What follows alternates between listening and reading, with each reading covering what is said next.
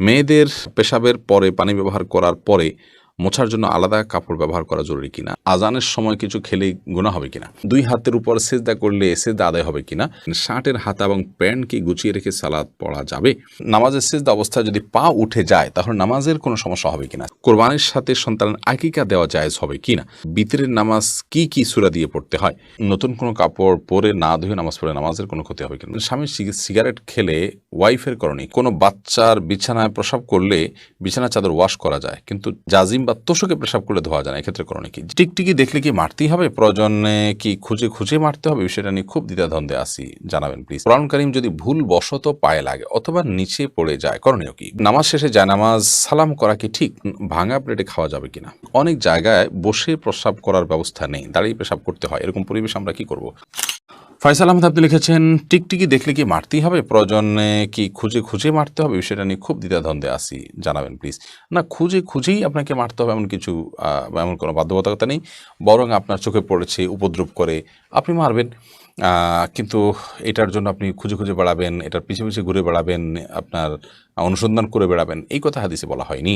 নাহিদা ইসলাম আপনি লিখেছেন নামাজ শেষে জায়নামাজ সালাম করা কি ঠিক, না জায়নামাজ সালাম করার কিছু নেই, সালাম করতে হবে মানুষকে, ডানে বামে সালাম দিচ্ছেন এরপর কোনো সালাম নাই, এরপরে কোনো কারোর সাথে আপনার হঠাৎ সাক্ষাৎ হয়েছে সেই জায়গা থেকে আপনি সালাম দিতে পারেন, কিন্তু জায়নামাজকে সালাম দেওয়া এটি কোরআন সুন্নাহর কোনো নির্দেশনা নয়, এটি যদি সালাতের অংশ মনে করে কেউ, সালাত পরবর্তী করণীয় মনে করেন কেউ শরিয়া দৃষ্টিকোণ থেকে, ইসলামের দৃষ্টিকোণ থেকে, তাহলে সেটি বরং বিদআতে পর্যবেসিত হবে। ইসলামের নামে মন গড়া কোনো কিছু করলে সব হয় না, বরং আরও বিপরীতে গুনাহ।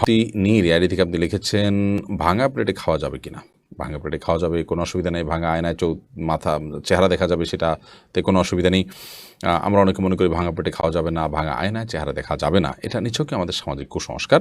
ভাঙা প্লেটে ভাঙা অংশে জীবাণু থাকতে পারে, সেজন্য আপনি ওইটাতে খেলে অস্বাস্থ্যকর হতে পারে, সেটা তো আপনার একান্ত স্বাস্থ্যগত বিষয়, বাট সেটাও তো নিশ্চিত নয়, বিধায় ভাঙা প্লেটে খেলে যে গুনাহ হয়ে যাবে বা নাজায়েজ হবে এটা সেরকম নয়, এবং ভাঙা আয়নায় চেহারা দেখলে কোনো অসুবিধা হবে না। এমনি মুস্তাফিজুর রহমান আপনি লিখেছেন কোরআন কারীম যদি ভুল বশত পায়ে লাগে অথবা নিচে পড়ে যায় করণীয় কি, ভুল বশত পায়ে লাগলে অথবা নিচে পড়ে গেলে আল্লাহর কাছে মাপ চাইতে হবে, যদি এটা অনিচ্ছাকৃত তারপরে মাপ চাই নিতে হবে, এবং সেই সাথে ভবিষ্যতে যেন এরকমটি না হয় সেজন্য সাবধানতা অবলম্বন করতে হবে। এর কারণে আপনার বিশেষ কোনো কাফারা নাই। আমরা ছোটোবেলা থেকে যে সমস্ত কথা শুনে আসছি যে এর কারণে এত কেজি লবণ দিতে হবে, চাল দিতে হবে গরিবকে ইত্যাদি, এগুলো আমাদের নিজেদের মন গড়া নানান কথাবার্তা। মূলত যদি পড়ে যায় ইচ্ছাকৃত নয় বরং ভুলে পড়ে গেছে, তাহলে সেক্ষেত্রে সেটার কারণে আপনার বিশেষ কোনো করণীয় নাই, সামনে থেকে সাবধানতা অবলম্বন করতে হবে, এবং যেটি হয়ে গেছে আল্লাহর কোরআনের প্রতি অনিচ্ছাকৃত তার জন্য আল্লাহর কাছে মাপ চাইতে হবে।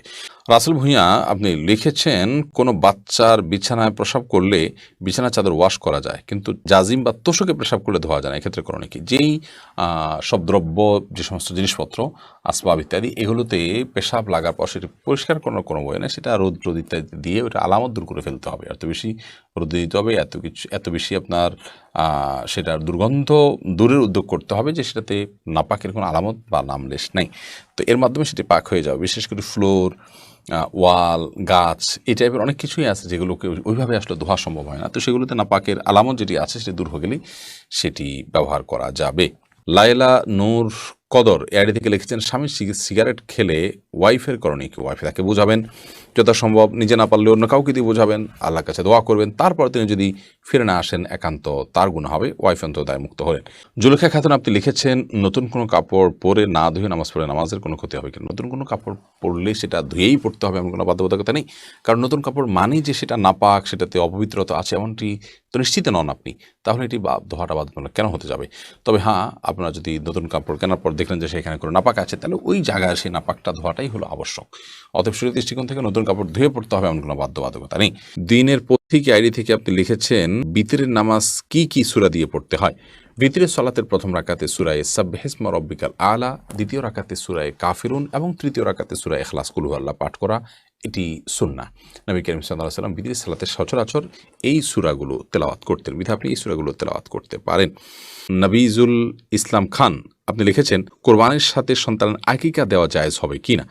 কোরবানির সাথে আকিকা না দিয়ে আকিকা আলাদা দিবেন, কোরবানি আলাদা দিবেন, এটাই নিরাপদ। এবং নবী করিম সাল্লাল্লাহু আলাইহি ওয়াসাল্লাম আপনার আকিকার জন্য যে মাসনুন ওয়াক্ত নির্ধারণ করেছেন সপ্তম দিন, কোরবানির জন্য সেটার জন্য অপেক্ষা কেন করবেন? যদি কারো সপ্তম দিনটা কোরবানির দিন হয় এবং সেই দিনে গরুতে তিনি কোরবানির আগে একসাথে দেন, হানাফি মাযহাব অনুযায়ী হয়ে যাবে।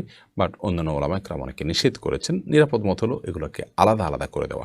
হাদিসে আকিকা এবং কোরবানি একসাথে দেওয়ার কথা বলা নাই, কিন্তু হানাফি মাযহাব ওলামায়ে কেরামের বক্তব্য হলো যে যদি যেহেতু আকিকা এবং আপনার কোরবানি একই ক্যাটাগরির ইবাদত, সেজন্য আপনার দুইটা একসাথে দেওয়া যাবে। কিন্তু যেটি বলেছি অন্যান্য ওলামাদের বিভিন্ন মত রয়েছে। সুমন আহমেদ আপনি লিখেছেন, নামাজের সিজদা অবস্থায় যদি পা উঠে যায় তাহলে নামাজের কোনো সমস্যা হবে কিনা? সিজদা অবস্থায় যদি পা সামান্য উঠে আবার আপনি জায়গায় নিয়ে গেছেন, কোনো অসুবিধা হবে না। আর যদি পুরো সিজদা জুড়ে উঠে থাকে তাহলে আপনার নামাজ হবে না, কারণ নবী করিম সাল্লাল্লাহু আলাইহি ওয়াসাল্লাম বলেছেন, আমি উমিরতু আন আসজুদা আলা সাবআতি আযমিন, 7টি অঙ্গের উপরে, 7টি হাড্ডির উপরে, শক্ত অঙ্গের উপরে আমাকে সিজদা করতে নির্দেশ করা হয়েছে। তার মধ্যে কপাল আর নাক, 2 হাত, 2 হাঁটু এবং 2 পায়ের যে আঙ্গুলগুলো সেগুলো। অতএব এগুলোর কোনো একটা যদি আপনার এই 7টি অঙ্গের কোনো একটি যদি সরে যায় সামান্য সময়ের জন্য অসুবিধা নেই, আবার তিনি জায়গা নিয়ে গেছেন। কিন্তু যদি পুরো সালাত জুড়ে, পুরো রাকাত জুড়ে, সিজদা জুড়ে তার এটা যদি পৃথক থাকে তাহলে সেক্ষেত্রে সেটি জায়েজ হবে না এবং সে নামাজ হবে না, কারণ এটা ওয়াজিব এই 7টা অঙ্গের উপরে সিজদা করা। আবু সাইদ আবদুল্লাহ আপনি লিখেছেন, শার্টের হাতা এবং প্যান্ট কি গুছিয়ে রেখে সালাত পড়া যাবে? শার্টের হাতা এবং প্যান্ট গুছিয়ে সালাত আদায় করা মাকরুহ, নবী করিম সাল্লাল্লাহু আলাইহি ওয়াসাল্লাম নিষেধ করেছেন এটি, এই জন্য এটা ছেড়ে সালাত আদায় করতে হবে। তবে হ্যাঁ, প্যান্টের বিষয়টা হলো সেটা যদি কেউ টাকনুন নিচে পড়ে যায় সেটা থেকে বাঁচার জন্য গোছান, তাই সেটা জায়েজ আছে, কিন্তু সেটা সলাতে শুধু নয় বরং সবসময় এরকম রাখতে হবে। এইচ.এম. হাসান লিখেছেন, 2 হাতের উপর সিজদা করলে সিজদা আদায় হবে কিনা? সিজদা করবেন আপনি জমিনে, হাতের উপরে সিজদা করবেন না। যদি কোনো কারণে হাতের উপরে কেউ সিজদা করেন, হয়তো জমিন তার জন্য উপযোগী না বা জমিনে করার কোনো ব্যবস্থা নেই, আদায় হয়ে যাবে তার সালাত। রাইসানি আপনি লিখেছেন, আজানের সময় কিছু খেলে গুনাহ হবে কিনা? আজানের সময় কোনো কিছু খেলে কোনো গুনাহ হবে না। আমরা অনেকে মনে করি আজানের সময় কিছু খাওয়া বা পান করা যাবে না, এটা করা যাবে না, ওটা করা যাবে না। আপনি যে কোনো কাজ করতে পারেন, টয়লেটে থাকলে আপনার টয়লেটে কাজও সারতে পারেন। তবে আপনি যখন টয়লেটে নাই, পবিত্র জায়গায় আছেন বা স্বাভাবিক অবস্থা আছেন, তখন আপনি আজান শুনলে আজানের জবাব দেওয়ার চেষ্টা করবেন।